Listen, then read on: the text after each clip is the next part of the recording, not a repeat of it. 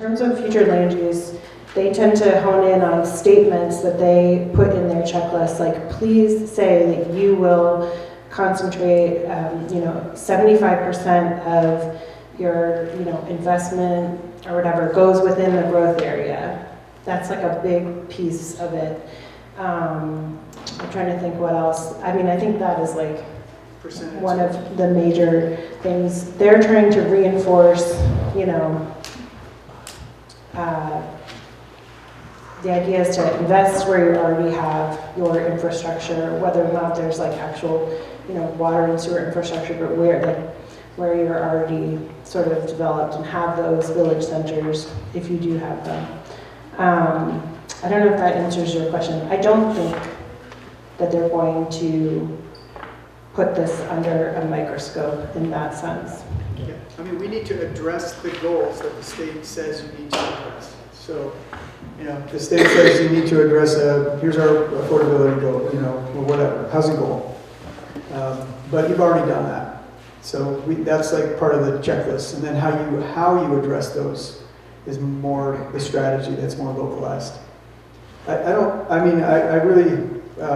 So the state is coming down with some heavy-handed stuff in other areas, but from the comp plan perspective, our experience is really like, hey, we're going to send this out to the agencies that provide you data and make sure that you're accurately reflecting the data. So Suzanne mentioned, like, beginning with Habitat, they just have a lot of environmental data that we can reflect very accurately or at a higher level, and sometimes it's optional.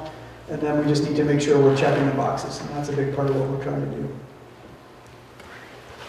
Noel, wasn't there, I don't remember if we talked about it or if I talked about it with the folks at AFCO, wasn't there some town in the last 10 years that basically went through and turned in a 3-page comp plan to the state, and they just went through the simple, whatever it was, and basically the state couldn't, I don't know if the state accepted it, but if they answered the questions as simple as it was. Yeah, I don't know specifically how that, but I'm sure, so there are, it's like doing a planning board application, right? Like there are ways, and Suzanne mentioned this at the beginning, like some towns, you just sit down and go through the checklist, and it's basically like a question and answer, they have a question and answer format, which you could actually do. Our work tends to tailor things more toward an actionable plan where you can actually look at it and say, here's our vision. Now, how are we actually going to get to the vision? Whereas like a 3-page, comprehensive plan is really just that function of, hey, we have to do this, otherwise we're not going to get, eligible for grant funding or whatever. But yeah. Can I add to that?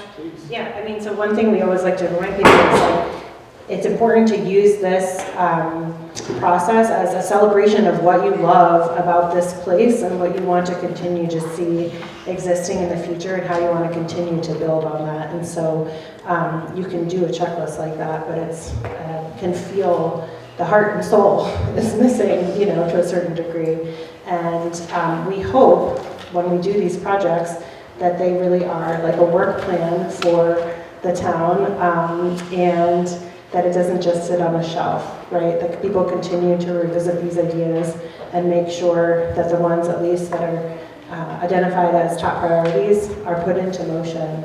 And obviously it's written in a way where it's specific enough to provide action, but then also flexible enough knowing that things do change over the course of 10, 15 years, and may need to be modified or adjusted. So thank you very much. And again, please give all your kudos to the committee. They worked so hard on this. And I think Chris mentioned that December 19th is the date. If you have additional thoughts that you want to share, you can reach out to Chris. I'm happy to help answer questions as well, or committee members. I believe, correct me if I'm wrong, that the latest copy version of the plan is up on the town website. It's been wonderful to work with you all. Truly, I brag about Carrabassett Valley to other towns that we work with. I think it's been a great experience, and there's clearly a lot of love and care for this place and the community members, and it's really inspiring to see. So please do review this plan and make sure you feel like it is accurately reflecting all the things that you love and care about for this area.